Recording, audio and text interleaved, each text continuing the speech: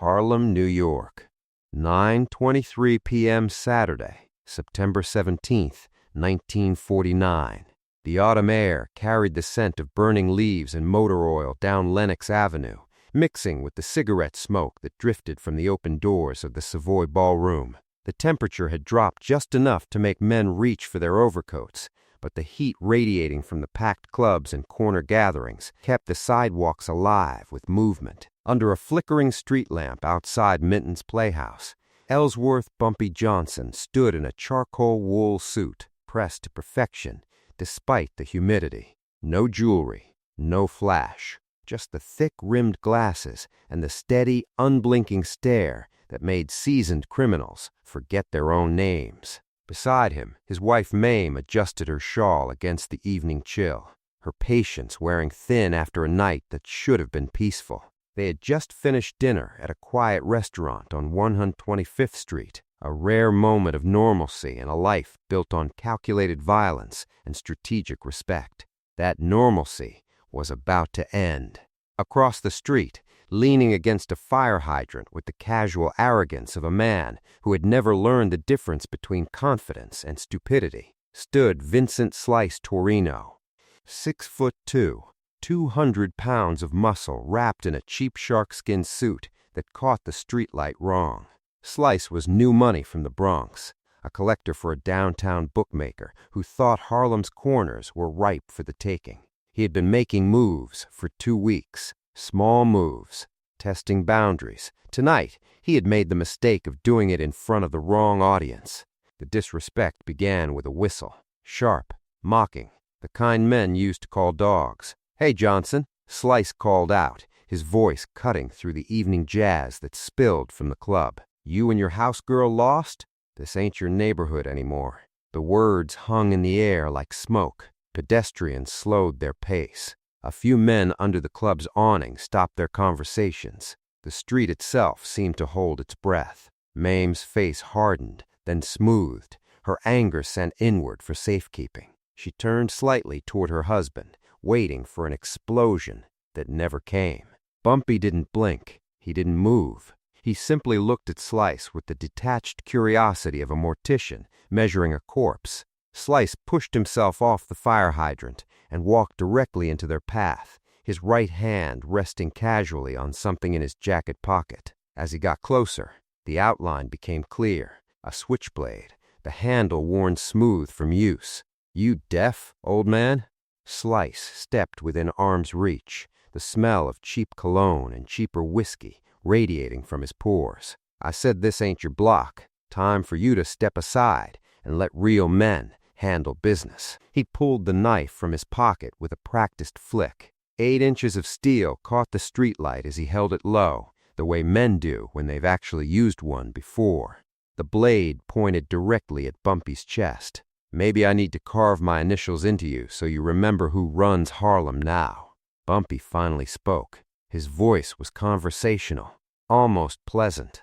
"You got 5 seconds to put that knife on the ground and walk away," he said, "or you're going to leave a part of yourself here tonight." The sidewalk went silent. Even the music from the club seemed to fade. Slice laughed, short, ugly, full of the kind of bravado that comes from men who have never faced real consequences. He stepped closer, the knife now inches from Bumpy's silk tie. 5 seconds? Slice sneered. "How about I take 5 pieces?" What happened next took less time than it takes to blink. Bumpy's hand moved, not a block, but a redirection. He caught Slice's wrist, twisted until the joint snapped with a wet crack that echoed off the brownstones. The knife clattered to the pavement, but the lesson wasn't finished. From his sleeve, Bumpy produced a straight razor, a flash of silver lightning in the streetlight.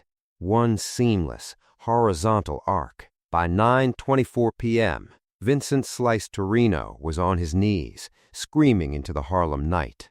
His right hand pressed against the side of his head, trying to stop the bleeding. In his left hand, warm and slick with blood, was something that had been attached to his skull 6 seconds earlier. Bumpy looked down at the sobbing man, adjusted his cufflinks, and straightened his tie. "Not a drop of blood on his charcoal suit. You can keep it," he said, his voice still conversational. a reminder that in Harlem, respect isn't negotiable. He walked back to the Packard as if nothing had happened. Didn't run, didn't look back. By midnight, every player from 110th Street to 155th Street would know what had happened. By sunrise, 3 more men who had been working with Slice would learn the same lesson through different methods. The story of how Vincent Slice Torino lost everything, his territory, his reputation, his hearing, and a piece of his anatomy, is a warning that history has tried to hide. If you enjoy these deep dives into the underworld, you can support the channel by buying me a coffee using the link in the description. Your support keeps these investigations alive. Now, let's go back to September 14th, 1949, 3 days before that street lamp conversation when Slice made his first mistake. September 1949 marked 4 years since Harlem emerged from wartime rationing into something resembling prosperity. The neighborhood was running on war money and broken promises, a volatile powder keg disguised as paradise. Men who had survived Europe returned with steady hands and restless minds. Factories were hiring, the numbers racket was booming, and every vacant doorway looked like a potential cash register to hustlers who understood street economics. The old order still held, but it creaked under pressure. Opportunity and chaos arrived together, and predators followed the scent of easy money. Vincent Torino arrived on September 12th, carrying a borrowed reputation and a rented sense of importance. Everyone called him Slice, a nickname earned in the Bronx through enthusiastic knife work that left men scarred and 1 man dead. He stood 6'2", carried 200 pounds of muscle, and worked as primary enforcer for Fat Tony Marconi, a downtown bookmaker who mistook Harlem's jazz clubs and long paydays for weakness. Marconi sent Slice uptown with clear instructions: take corners, push out the locals, send money back on schedule. Simple arithmetic for a man who had never lost a territorial dispute. Slice's first week demonstrated aggressive efficiency that would prove catastrophically stupid. Monday afternoon, he walked into the numbers spot on 133rd Street, informed the runner that management had changed, and collected the day's take at knife point. Tuesday morning, he stationed men near the grocery on 8th Avenue, undercutting established numbers prices by 10%. Wednesday evening, he visited shopkeepers who had paid tribute to Bumpy Johnson for years, explaining new protection arrangements and doubling their rates. By Thursday, he controlled 3 street corners and had successfully intimidated a dozen operators into switching allegiances. He was a bull in a china shop, unaware that the shop owner was watching from the shadows. Friday afternoon, Slice made his fatal error. He walked into Moses Williams' barber shop on 138th Street with 2 associates, all 3 carrying the casual violence of men who had never faced consequences. Moses was 73 years old, had been cutting hair in Harlem since 1921, and represented everything about the neighborhood that predated war, depression, and young thugs who thought muscle replaced wisdom. His 2 grandsons were sweeping hair when Slice kicked over the broom and grabbed Moses by his collar. The demand was simple: 50% of weekly profits. The delivery was brutal. When Moses tried to explain he already paid protection to Bumpy Johnson's organization, Slice laughed and used racial slurs that hadn't been spoken in that barbershop in 12 years. Then he beat the old man with systematic precision while his grandsons watched, unable to intervene. Slice left Moses on the floor with a broken rib and a clear message about new management. He left the grandsons with a memory that would guarantee this insult reached the right ears.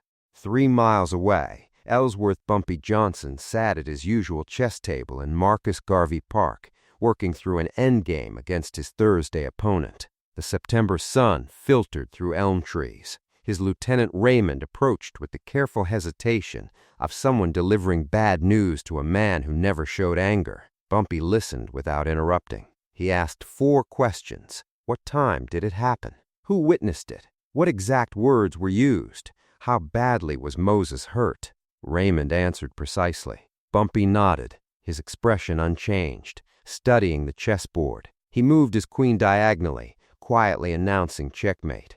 He stood, adjusted his cufflinks, and looked at Raymond with surgical calm. Find out everything about this Slice character.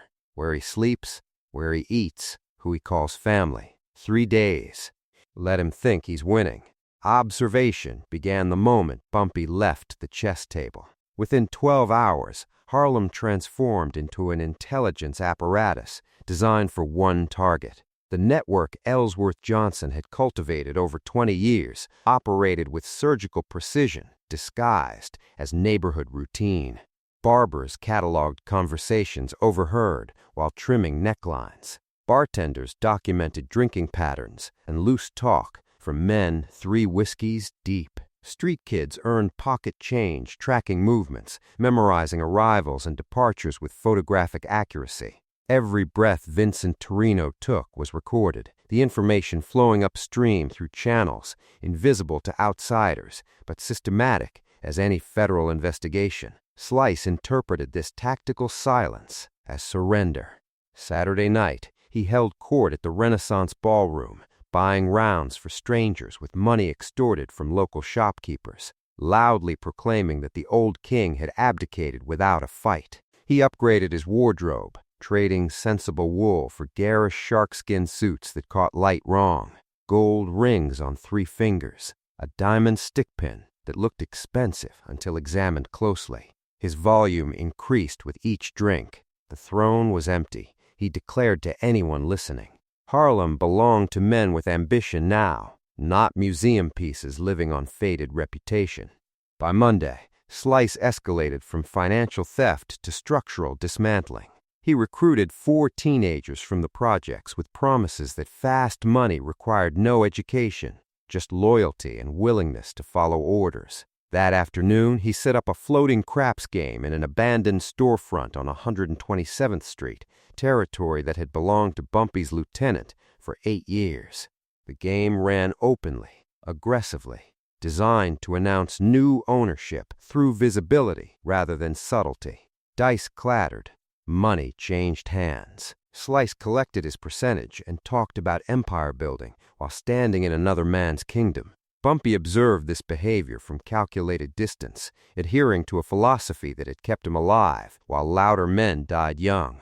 He often told his associates, "A man who talks about power doesn't have it. A man who has power doesn't need to talk about it." While Slice boasted, Bumpy listened. While Slice flashed stolen money, Bumpy accumulated knowledge like compound interest, waiting for the moment it would be spent with devastating precision.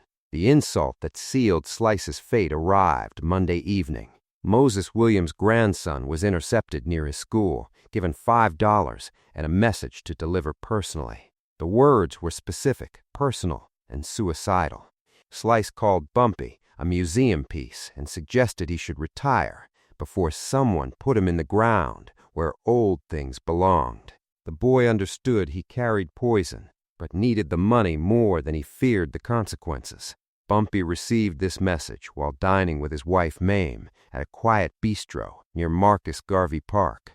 Raymond whispered the insult into his ear, trembling slightly. Bumpy did not drop his fork or raise his voice. He did not frighten his wife or disturb other patrons. He simply nodded, chewed his food slowly, and dabbed the corner of his mouth with a linen napkin. The rage was there, compressed into a diamond of pure intent, but his timing remained his own. He signaled the waiter for the check, his hand steady, his pulse unchanged. That night, from the silence of his private study, Bumpy made a single telephone call. He did not identify himself or explain his intentions. He spoke 6 words that sounded like a social invitation, but carried the weight of a death sentence. Mittens. Tomorrow, 9:30. Come alone. He hung up before an answer could be given. On the other end of the line, the message was understood perfectly. The observation period had concluded. The trial had been conducted in absentia, the verdict rendered, and Vincent Torino had been invited to his own judgment without realizing his execution was already scheduled. Dizzy Gillespie's trumpet poured from Mitten's Playhouse at 9:23 p.m., the notes bending through autumn air, thick with cigarette smoke and the sharp bite of burning leaves. The temperature had settled at 58 degrees, cold enough for overcoats but warm enough that men still gathered on corners, their conversations mixing with motor oil fumes and the distant clatter of elevated trains. Lenox Avenue stretched wide and uneven, cobblestones worn smooth by decades of traffic, the storefronts a mixture of jazz clubs and businesses that operated under names meaningless to outsiders. Vincent Torino leaned against the fire hydrant with the comfortable arrogance of a man whose confidence was built on mathematical certainty. For 6 consecutive days, he had intimidated smaller targets successfully, threatened violence, watched men fold, collect money, repeat. He had beaten a 73-year-old barber without consequence. He had stolen corners without retaliation. In his calculations, Bumpy Johnson was simply another aging target, 53 years old, wearing thick-rimmed glasses that suggested declining capacity. Slice miscalculated the difference between calendar years and accumulated experience, mistaking quiet composure for weakness. When Bumpy and Mame emerged from dinner, Slice whistled like he was calling livestock. The insult was delivered with theatrical volume, designed for the audience gathering under the club awning. He pushed himself off the hydrant and walked directly into their path, his right hand fishing the switchblade from his jacket pocket with practiced ease. The blade snapped open with a metallic click that echoed off brownstone facades, 8 inches of steel catching streetlight as he stepped within arm's reach. What happened next took 4 seconds, but demonstrated technique learned from a French-Algerian fighter named Rashid in a Marseille warehouse in 1923. Bumpy's hand moved without telegraphing intent, not blocking, but redirecting. He caught Slice's wrist mid-thrust, rotating it clockwise, with specific pressure applied to the ulnar nerve cluster. The joint snapped audibly, ligaments separating with a wet crack that made witnesses flinch 3 yards away. The switchblade clattered to pavement, useless. From Bumpy's sleeve emerged a straight razor, the handle ivory and worn smooth from years of pocket carry. This was not wild slashing born from rage, but surgical precision designed to maim without killing, to send a message visible every time the recipient looked in a mirror. The razor moved horizontally across the right side of Slice's head, severing cartilage and tissue in one fluid motion. The cut was so clean that blood didn't immediately flow. Slice's scream arrived before his brain processed what had been removed. He dropped to his knees, his functioning hand reaching up to find something missing, his other hand clutching something warm and flesh-colored that no longer belonged where it had been 6 seconds earlier. His 2 associates, positioned near the club entrance, stood frozen in absolute terror, understanding they had witnessed something that would become legend before sunrise. The severed ear hit the cobblestones with a wet sound impossibly loud in the sudden silence. Witnesses stood motionless, their conversations abandoned, understanding they were watching history transform into mythology. Bumpy adjusted his cufflinks with hands that showed no tremor. He straightened his tie, not a drop of blood on his charcoal suit. He walked back to the black Packard idling at the corner, his pace unchanged, his breathing steady. The driver had been waiting with the engine running. Bumpy slid into the back seat and spoke 2 words, "Take home." At 11:47 p.m., Vincent Torino lay sedated on a table in an underground medical office in the Bronx. While Slice drifted in pharmaceutical unconsciousness, the doctor stepped into the hallway and made a quiet phone call. "He's here," the doctor whispered. Bumpy's response was immediate, calm and terrifying. "Good. Let him heal. He'll need his strength for what comes next." Sunday morning arrived with the precision of a military operation. At exactly 7 a.m., while most of Harlem slept off Saturday night, 3 separate teams moved on predetermined targets. The coordination was flawless, executed by men who understood that systematic dismantling required mathematical timing. Bumpy Johnson did not operate on vengeance, but on restoration of order. An order demanded that every element of Slice's organization be neutralized simultaneously before the neighborhood could heal. Tommy the Torch Delgado, woke in his third-floor walk-up on 142nd Street to find 3 men standing over his bed, their presence announced by floorboards that had been silent under their practice steps. Before he could reach for the revolver under his pillow, his right hand was pinned to the mattress. The ball-peen hammer came down with methodical precision, first shattering the metacarpals, then crushing the small bones until his fingers would never hold a weapon again.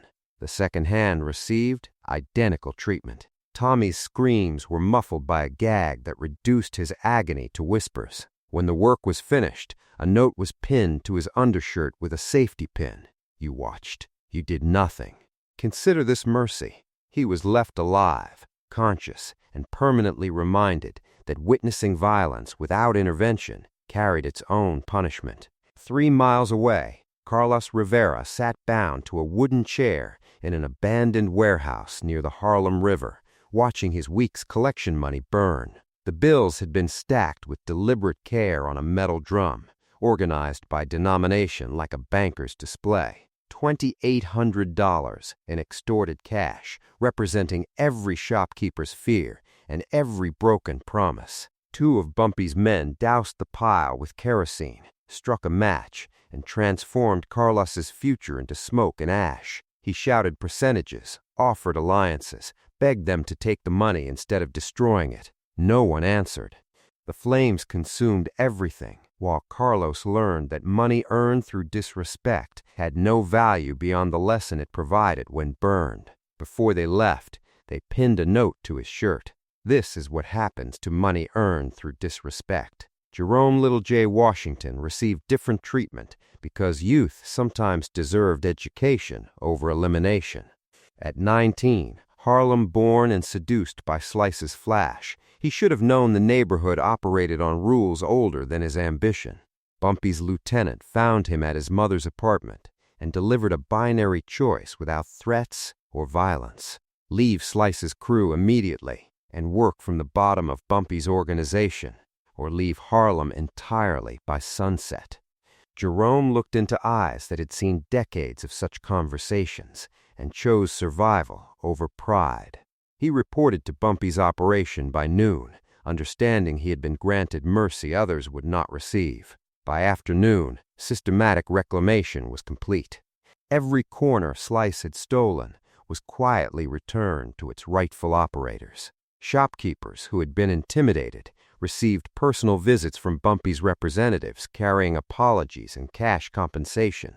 Moses Williams reopened his barbershop Monday morning, his broken rib wrapped but his dignity intact. Children returned to corners that had been contested territory, playing stickball without fear. The community exhaled collectively, understanding that controlled violence had eliminated chaos more efficiently than any police intervention. Monday evening, Slice limped into his safe house expecting loyalty and plans for retaliation. The room was empty. On the kitchen table sat a single envelope containing a train ticket to Chicago, departing Tuesday morning, and a handwritten note. You have 24 hours to say goodbye to anyone you care about in this city. After that, if I see you in Harlem again, you won't need a ticket anywhere. Desperation manifested at 8:15 p.m. Monday night when Slice dialed Fat Tony Marconi's private line from a payphone on 125th Street, his bandaged head throbbing with each rejected ring. The secretary's voice carried professional distance as she delivered his professional obituary. Marconi had already heard about the ear incident, the dismantled crew, the public humiliation. Downtown had no interest in damaged goods or men who allowed themselves to be disfigured by uptown talent. The word former and former associate landed like a second amputation. Slice understood that his value had dropped below zero, that he now represented liability rather than potential territory. The psychological warfare revealed itself through accumulating rejections that transformed Manhattan into hostile territory. Slice attempted to check into 3 midtown hotels using cash. Discovering his name triggered immediate unavailability despite visible vacancies. Restaurant owners suddenly remembered health inspections requiring immediate closure. Cab drivers accepted his fare, heard his destination, then claimed their shifts had ended despite lit roof signs. The pattern was unmistakable and terrifying. Bumpy Johnson's reach extended far beyond Harlem, leveraging favors and owed debts to ensure Vincent Torino found no sanctuary anywhere in the city. He had become a ghost, haunting a metropolis that had already performed his exorcism. Penn Station at 9:15 a.m. smelled like diesel fuel and departure.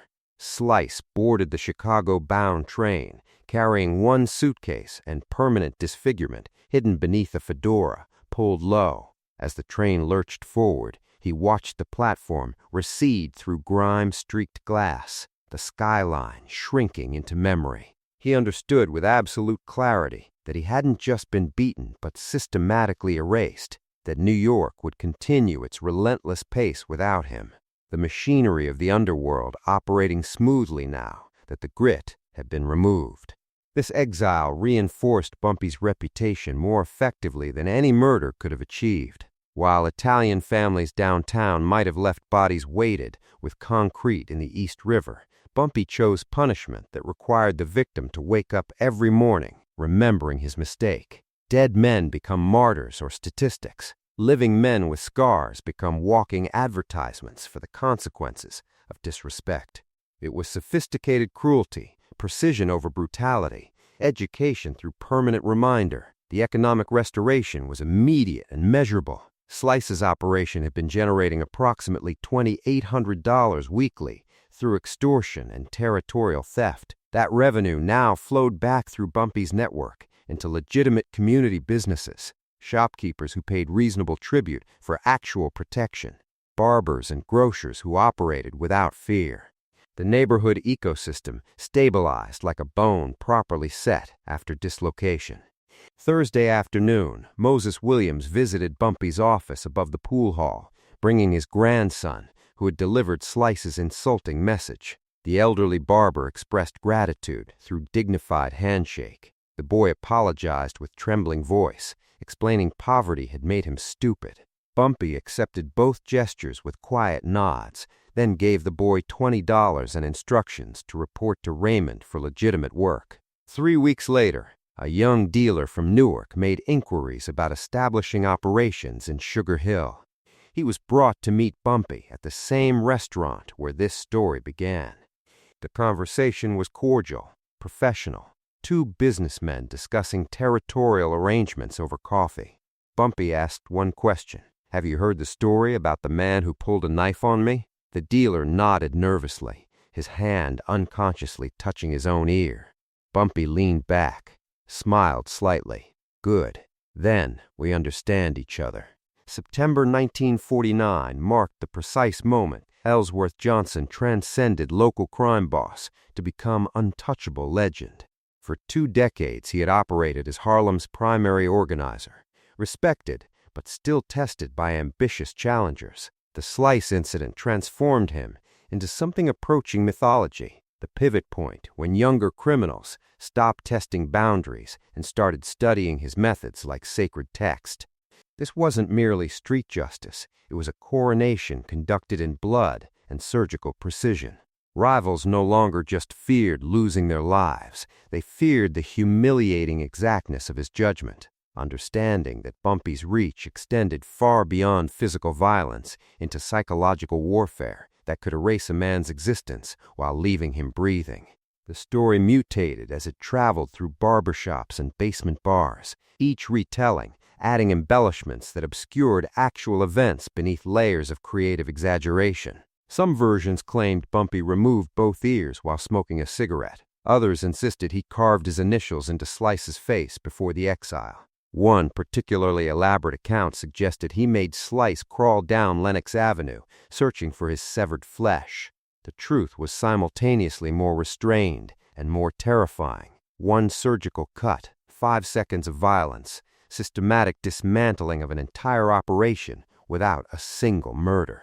Reality required no theatrical enhancement because precision communicated absolute power more effectively than spectacular brutality ever could. Bumpy's philosophy operated on principles most criminals never comprehended: control through respect rather than terror, Violence deployed as surgical instrument rather than blunt weapon. The critical distinction between fear that breeds rebellion and loyalty that ensures stability. He understood that any fool could kill a man, but intelligence was required to make that man wish he had never been born while keeping him alive to spread the lesson. Dead men generated police investigations. Living men with permanent scars generated deterrence without attracting unwanted official attention. This was governance, not gangsterism.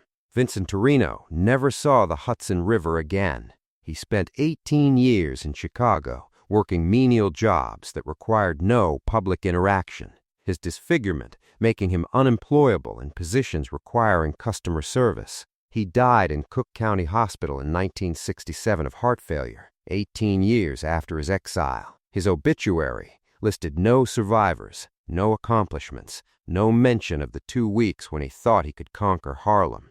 The scar tissue where his ear had been never healed properly, throbbing whenever temperature dropped, a permanent reminder that some lessons cost more than money. For Harlem residents, however, the memory carried different weight. Oral histories revealed how they viewed Bumpy not as criminal, but as necessary protector maintaining order when official law enforcement treated the neighborhood like occupied territory. When police ignored calls and city government turned blind eyes to exploitation, Bumpy provided the only justice available. This incident was one of 11 similar territorial challenges between 1948 and 1952, each handled with identical precision and restraint, demonstrating sophistication that separated him from contemporaries who relied on body counts and spectacular violence. The switchblade from that September night vanished into history, perhaps kept as trophy, perhaps thrown into the Harlem River. But the lesson remained carved into collective memory. Ellsworth Johnson had transformed disrespect into education, violence into precise language, and Harlem into a kingdom governed by unwritten but absolute rules. Vincent Torino learned those rules the hard way, leaving a piece of himself behind to understand them. In 1958, Harlem operated under rules that existed nowhere in legitimate America. While the rest of New York belonged to 5 Italian families carving up territories like European monarchs, the neighborhoods north of 110th Street answered to one man. Ellsworth Raymond Johnson controlled every significant criminal enterprise from Central Park to the Harlem River with mathematical precision. The numbers racket alone generated $38,000 weekly. Heroin distribution through carefully selected dealers brought in another $42,000. Protection money from businesses, after-hours clubs, and independent operators added $28,000 more. The mathematics were brutal and exact. Over $3 million annually flowed through Bumpy's operation with the efficiency of a Fortune 500 corporation. Among the people who lived there, Bumpy wasn't spoken of as a criminal. He was a regulator, a necessary force in a city that had already decided Harlem lives were expendable. His power had boundaries written in an arrangement the Italians called respect. The Treaty of 110th Street, negotiated in a Hudson River warehouse in March 1945, established the territorial lines that kept peace between worlds. Lucky Luciano, before his deportation, had personally brokered the arrangement with surgical precision. Italian families would control everything south of 110th Street. Harlem belonged to its own. No interference, no expansion attempts, no disrespect. In exchange, Bumpy agreed to maintain order that kept federal attention away from everyone's business. For 13 years, this treaty held because both sides understood that violation meant war nobody could afford. The arrangement generated wealth for everyone. Stability meant profit. Respect meant survival. Vincent Torino represented everything the treaty was designed to prevent. A Genovese soldier with 8 years of brutal collections in Italian neighborhoods, he specialized in violence against people who couldn't fight back. Broken fingers for late payments, burned businesses for defiance. The Genovese family knew his nature when they selected him for Harlem expansion. They wanted someone who wouldn't hesitate, who wouldn't be intimidated by Bumpy's reputation, who saw black people as obstacles rather than equals. Torino wasn't chosen because he was smart. He was chosen because he was vicious and expendable. His fatal flaw was believing his skin color granted him immunity from consequences. The surveillance photographs arrived through Detective Raymond Schultz of the NYPD's 32nd Precinct, a corrupt cop earning $300 monthly for intelligence about Harlem operations. The images showed Bumpy's stepdaughter walking to school, shopping with her mother, playing in Marcus Garvey Park. 12 photographs total, each one a violation of the most sacred rule in organized crime. In the underworld, even during the bloodiest territorial wars, wives and children remained protected by an unwritten law older than the organizations themselves. This wasn't morality. This was survival. Once families became targets, violence became unlimited and uncontrollable. The photographs represented a declaration that old codes were obsolete. Bumpy's intelligence network operated with precision that would impress military strategists. Harlem's invisible workforce saw and heard everything men like Torino thought they were hiding. 2 weeks before the barbershop incident, he knew Torino's name, history, methods, and timeline. He could have disappeared or negotiated. Instead, he made a calculated decision that revealed his understanding of power. The decision to sit in the barber chair that Saturday wasn't submission, but strategic theater. He turned Royal Crown Barbershop into a stage for justice, positioning himself as vulnerable prey to draw the predator into fatal proximity. He absorbed the coming humiliation to justify the systematic destruction that would follow. At 11:47 p.m. Saturday night, Bumpy made 3 phone calls. Each conversation lasted exactly 90 seconds. When he hung up, 18 men across Harlem began preparing weapons, but the Genovese family had no idea they had just declared war on a king in his own castle.